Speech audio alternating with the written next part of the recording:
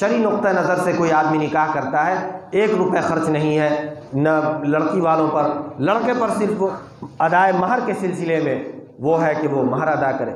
جبکہ ہم لوگوں کا حال یہ ہے کہ مہر ہی نہیں ادا کرتے ہیں، حالانکہ وہ بھی قرضہ ہے۔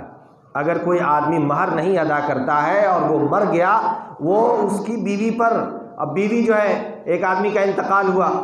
اب اس سے لوگوں نے کہا کہ بھائی اس کا مہر معاف کر دو، وہ بوڑھی عورت کہی کہ بھائی جب زندگی میں نہیں تو اب تو اللہ ہی معاف کریں گے تو معاف ہوگا، ہم تو معاف کر ہی نہیں سکتے ہیں۔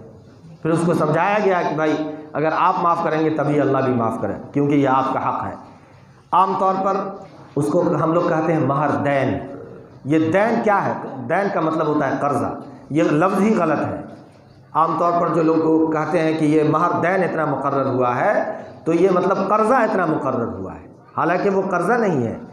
کوئی اس عورت اور اس لڑکی کا اعزاز ہے، احترام ہے، اس کی عزت ہے، اس کا رسپیکٹ ہے، وہ آپ کے گھر آئی ہے، اس کے لیے وہ ہدیہ اور گفٹ ہے، جو کہ اگر کوئی عورت اپنے شوہر کو اپنے پاس نہ آنے دے جب تک کہ وہ پیسہ وہ ادا نہ کر دے یا وہ رقم ادا نہ کر دے تو وہ بالکل اس کے لیے جائز ہے، ایسا کرنا کر سکتی ہے، کوئی پکڑ نہیں ہے شریعت کے اعتبار سے۔ لیکن آج کل ہم لوگوں کے معاشرے میں مہر کے ادا کرنے کے سلسلے میں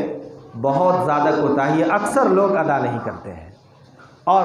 انتقال کر جاتے ہیں، وہ قرضہ بھی باقی رہ جاتا ہے۔ وہاں بھی آپ کو جیسے عام قرضے ادا کرنے پڑتے ہیں اس قرضے کو بھی ادا کرنا پڑے گا۔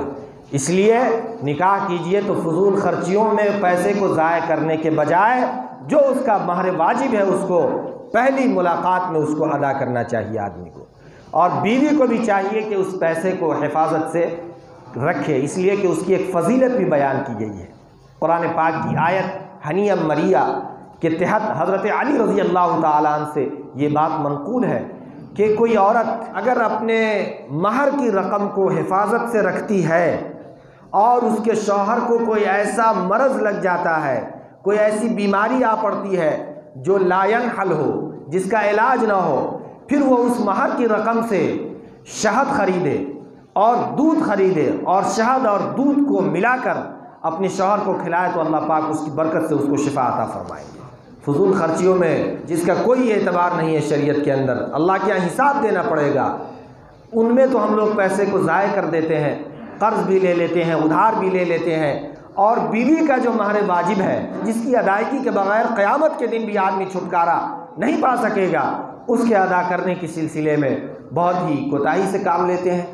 مہر اتنا مقرر کر دیا جاتا ہے، اور آج کل چونکہ یہ بھی ہوتا ہے نکاح کے اندر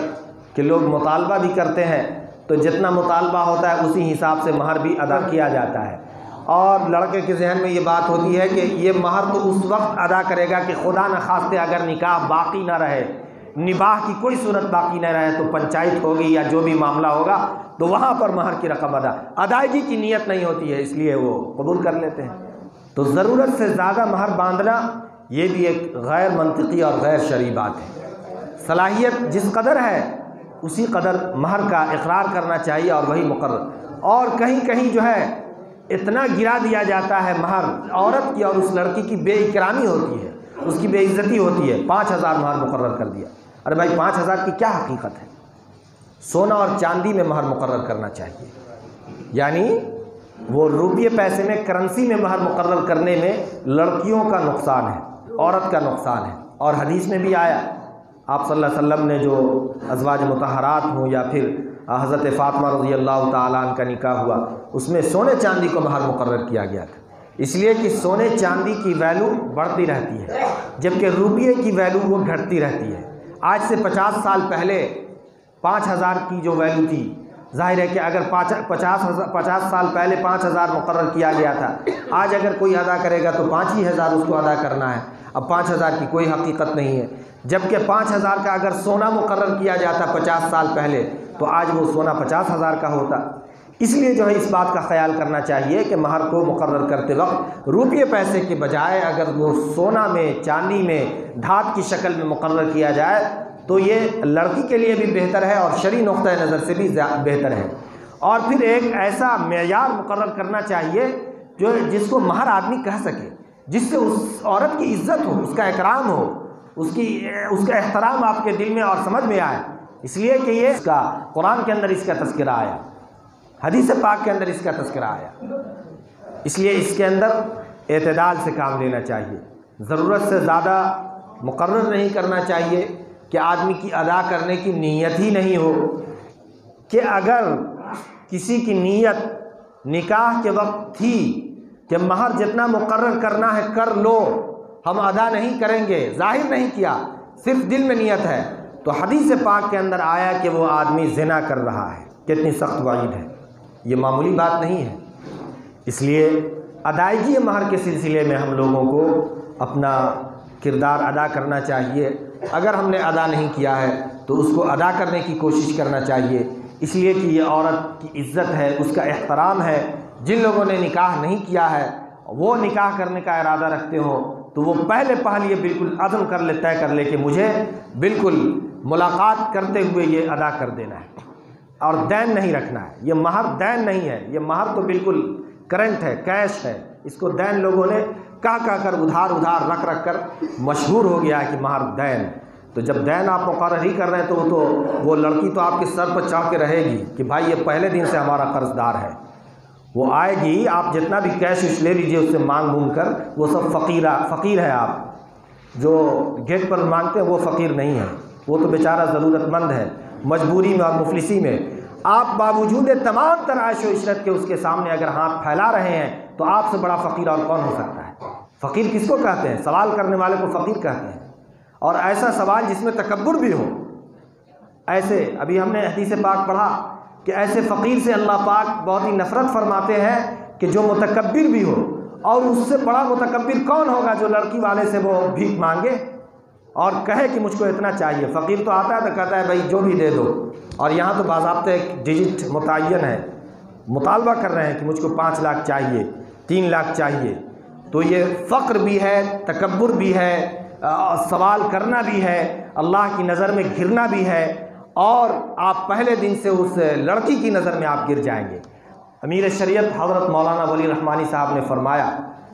کہ جس نکاح کے اندر لڑکی والوں کو پریشان کیا جاتا ہے، اس سے جو نسل ہوتی ہے وہ ایسی نہیں ہوتی ہے جو معاشرے کے کام آ سکے۔ اس نحوست کی وجہ سے اللہ پاک اس سے ایسی نسل کو دنیا کے اندر نہیں پیدا کرتے ہیں کہ جس سے دین کا کام ہو اور جو قابل افتخار ہو، بلکہ اس سے نسل کمزور ہوتی ہے انسان کی۔ یہ تجربے کی روشنی میں بات کہی جا رہی ہے۔ اس لیے لڑکی والوں کو پریشان کرنا، ان سے ایک رقم متعین کرنا اور اس کا مطالبہ کرنا اور سوال کرنا ہے، تکبر ہے۔ اللہ کے نزدیک وہ شخص گر جاتا ہے اور مال حرام کو پیٹ میں بھرنا ہے، جہنم کی آگ کو پیٹ میں جمع کرنا ہے۔ آج کل ہم لوگ دنیا کا کوئی کام کرتے ہیں تو بہت ہی اس میں سوچ سمجھ کر کرتے ہیں۔ گاڑی کے اندر اگر آپ کو پیٹرول ڈلوانا ہو تو یہ سمجھتے ہیں کہ بھائی کون سا پیٹرول پمپ سے لیا جائے تیل کی جس سے گاڑی کا انجن خراب نہ ہو، لیکن اگر ہم لوگ اپنے جسم کے اندر کوئی چیز ڈال رہے ہیں تو اس میں کوئی خیال نہیں کرتے ہیں کہ بھائی یہ رقم جائز بھی ہے یا نہیں ہے۔ اگر کوئی آدمی مطالبہ کر رہا ہے، اس کا دل بالکل توڑ کر اس سے طلب کر رہا ہے پیسے کو، رقم کو، بعض لوگ یہ جواز پیدا کرتے ہیں کہ بھائی ہم نے بھی دیا تھا، تو جب دیا تھا تو لینے کا بھی ہم کو حق ہے۔ اولاً تو دینا بھی غلط ہے، کوشش تو کرنا چاہیے کہ ان کو دین کی بات سمجھائی جائے اور ان کو، لیکن اگر کوئی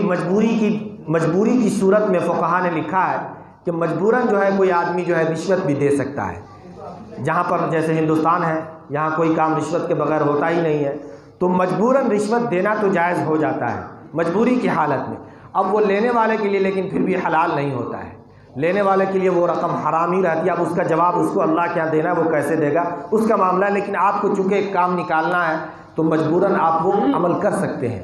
لیکن یہاں پر ایسی نہ کوئی مجبوری ہوتی ہے نہ کوئی اور بات ہوتی ہے۔ ظاہر ہے اگر مجبوراً کہیں پر آپ کو دینا پڑا تو لینا پھر بھی آپ کے لیے جائز نہیں ہے۔ بہرحال اور بھی باتیں ہیں اس سلسلے میں انشاءاللہ آئندہ آپ حضرات کی خدمت میں پیش کی جائے گی۔ اللہ عمل کی توفیق دے، وآخر دعوانا